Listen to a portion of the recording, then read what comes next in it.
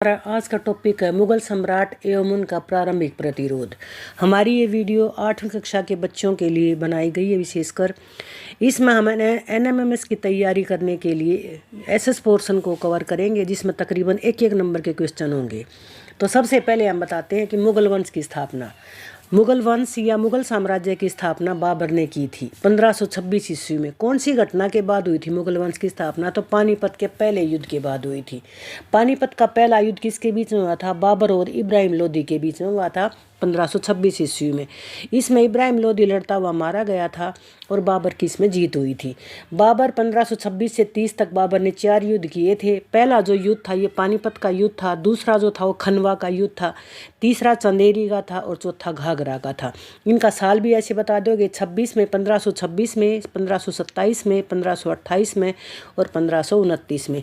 पानीपत का पहला युद्ध 26 में है, खनवा का 1527 में है, चंदेरी का 1528 में है और घाघरा का 1529 में है। 1530 ईस्वी में बाबर की मृत्यु हो गई। अगर आ जाए बाबर की मृत्यु कब हुई है तो 1530 ईस्वी में हुई है।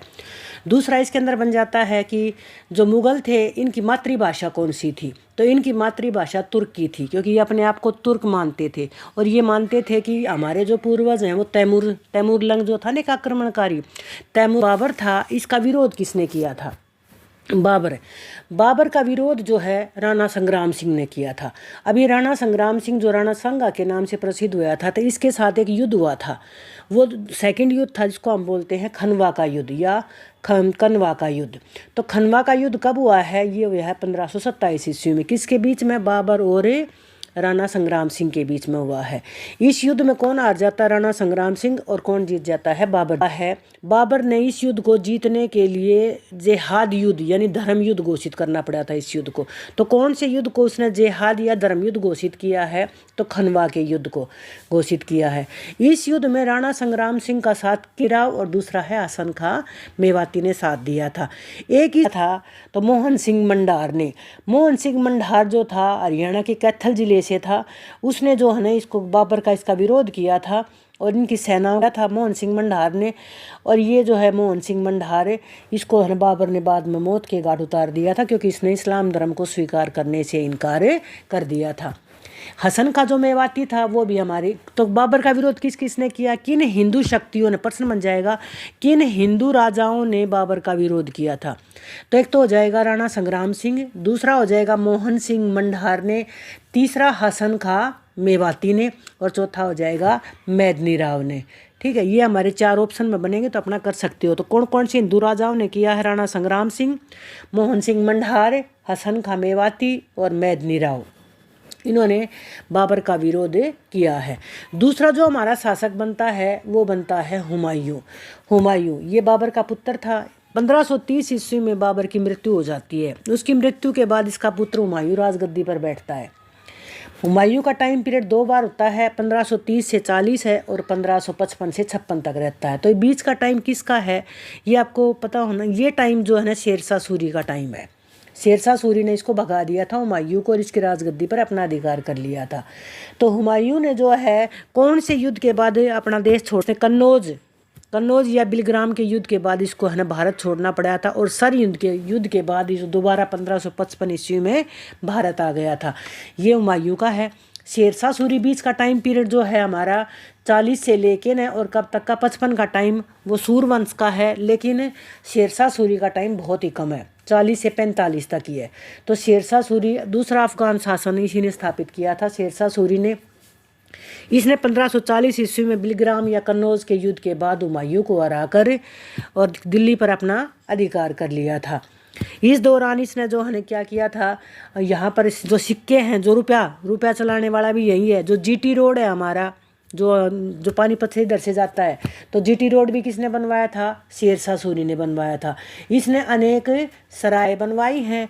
तीसरा इसने GT road, grand trunk road, अगर जीटी रोड की फुल फॉर्म आ जाए तो बता दोगे ग्रांड ट्रंक रोड, इसी ने बनवाया था।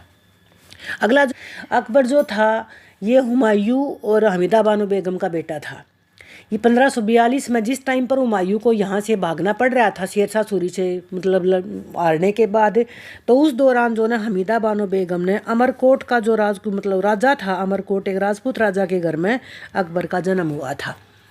ठीक है, यानी इसका जन्म अकबर का एक राजपूत राजा के घर में हुआ था, क्योंकि हुमायूं उस टाइम पर शेरशाह सूरी से हुमायूं हेमचंद्र विक्रमादित्य जिसको हेमू बोलते हैं, ये भी हमारे हरियाणा का है। पानीपत का जो सेकंड युद्ध होता है ये हेमचंद्र विक्रमादित्य के साथ युद्ध होता है। ये होता है अकबर और किसके बीच में, हेमचंद्र विक्रमादित्य के बीच में। अगर प्रश्न आ जाए पानीपत के कितने युद्ध हुए, तो आपने बताने 3 युद्ध हुए हैं।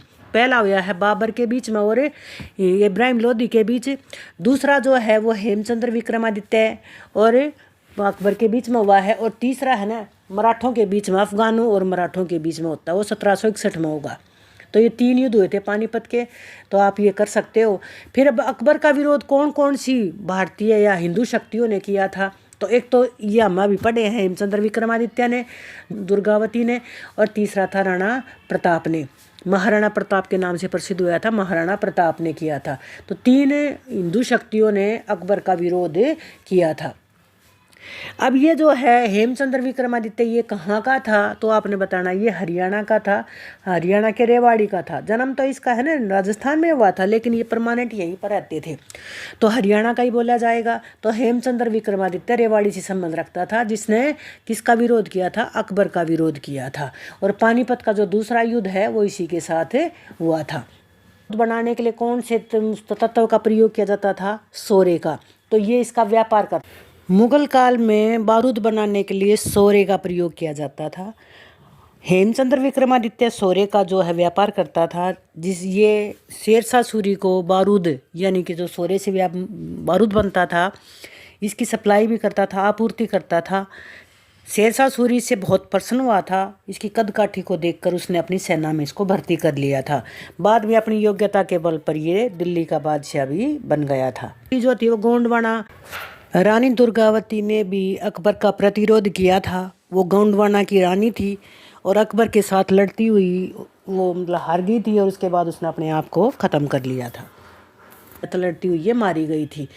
हल्दी घाटी का युद्ध किसके बीच में हुआ है, तो हल्दी घाटी का युद्ध हुआ था अकबर और महाराणा प्रताप के बीच में। इस युद्ध में किसकी जीत होती है, महाराणा प्रताप की जीत होती है। अगर आ जाए हल्दी घाटी का युद्ध, ये क्योंकि इतिहास का मान्य हुआ युद्ध है, तो आपने बता देना हल्दी घाटी का युद्ध हुआ था अकबर के बीच में और महाराणा प्रताप के बीच में। महाराणा प्रताप के घोड़े का नाम था चेतक। ये बहुत बार एक नंबर में आ जाते हैं। तो महाराणा प्रताप के घोड़े का नाम क्या है, चेतक नाम था। अब ये जो महाराणा प्रताप है ये सिसोदिया वंश का था और ये मेवाड़ के वंश होया करता था। और ये जो सिसोदिया वंश है इनका जो संस्थापक था इस वंश का, उसका नाम था बप्पा रावल। तो मेवाड़ के सिसोदिया व राजवंश का संस्थापक कौन हुआ था, बप्पा रावल, ये इसका संस्थापक हुआ था। अगला इसके अंदर है ना एक हम करेंगे कि एक भील जनजाति हुई थी। तो भील जनजाति जो थी, भील कोल संथाली जनजातियां हैं ना, तो भील जाति के किस व्यक्ति ने महाराणा प्रताप की हल्दी घाटी के युद्ध में सहायता की थी, तो राणा पुंजा ने। राणा पुंजा कौन था, तो भील सरदार था जिसने हल्दी घाटी के युद्ध में महाराणा प्रताप की सहायता की थी और इस युद्ध को जितवाने में बहुत महत्वपूर्ण योगदान दिया था। इससे खुश होकर नहीं महाराणा प्रताप ने इसको राणा की उपाधि से वशीभूत किया था, यानी उसकी राणा की उपाधि इसको दी थी। तो हम आगे करेंगे जहांगीर में एक घटना और घटित हुई थी। जहांगीर ने जो है सिखों के जो 5वें गुरु थे अर्जुन देव की हत्या करवाई थी। इसके बाद आता है शाहजहां। ये 1628 ईस्वी में राजगद्दी पर बैठता है और 1658 तक रहता है। ये अगर आ जाए आगरे का लाल किला किसने बनवाया है, तो ये बनवाया है इसने क्या नाम, अकबर ने। शाहजहां ने दिल्ली का लाल किला बनवाया है। शाहजहां ने ताजमहल का निर्माण करवाया है। दिल्ली की जामा मस्जिद का निर्माण भी शाहजहां ने करवाया है। अकबर का एक नंबर के मुगल वंश की स्थापना किसने की, बाबर ने। बाबर ने कितने युद्ध किए हैं, 4। पानीपत का युद्ध है, खनवा का युद्ध है, तीसरा चंदेरी का है, चौथा घाघरा का युद्ध है। फिर इसमें है मुगल जो थे उनकी मातृभाषा कौन सी थी, तुर्की। बाबर कौन सी घटना के बाद बाबर ने भारत में मुगल वंश की स्थापना की थी, तो पानीपत के पहले युद्ध के बाद। पानीपत का युद्ध किसके बीच में हुआ है, बाबर और इब्राहिम लोदी के बीच में। इसमें किसकी जीत हुई है, बाबर की जीत हुई है। इसमें हुमायूं का दूसरा जो है, बाबर का उत्तराधिकारी कौन था, हुमायूं। हुमायूं का टाइम पीरियड है 1530 से 40 और 1555 से 56। इसमें कौन सी घटना के बाद हुमायूं को देश छोड़ना पड़ा था, बीच में जो चला गया था ना 10 वर्ष के लिए, तो कौन सी घटना के बाद, तो बिलग्राम या कन्नौज के युद्ध के बाद हुमायूं को देश छोड़ना पड़ा था। इस दौरान किसका शासन रहता, 10 साल के दौरान है, तो शेरशाह सूरी। शेरशाह सूरी कौन था, दूसरा अफगान शासक था। ये 1540 से 1545 तक शासक रहता है ये। शेरशाह सूरी की उपलब्धि कौन कौन सी थी, तो आपने बता देना है। इसने एक तो रुपया चलाया था, चांदी का रुपया होता था उस टाइम पर। दूसरा, इसने जीटी रोड का निर्माण करवाया था, ग्रांड ट्रंक रोड का निर्माण शेरशाह सूरी ने करवाया था। इसने सराय और अस्पताल भी बनवाए थे। अकबर जो था 1556 से लेकर 1605 ईस्वी तक शासक रहता है। इसका किसके साथ संघर्ष होता है, इसका होता है महाराणा प्रताप और अकबर के साथ संघर्ष। एक तो ये संघर्ष हो गया इसका। दूसरा जो है इसका होता है हेमचंद्र विक्रमादित्य और अकबर के बीच में। तो इसमें है पानीपत के कितने युद्ध हुए हैं, पानीपत के 3 युद्ध हुए थे। 1526 में, 1556 में दूसरा है पानीपत का, और तीसरा 26 वाला है वो पानीपत का पहला युद्ध है। 1556 में अकबर और हेमचंद्र विक्रमादित्य के बीच में युद्ध होता है, और तीसरा मराठों और अफगान के बीच में युद्ध।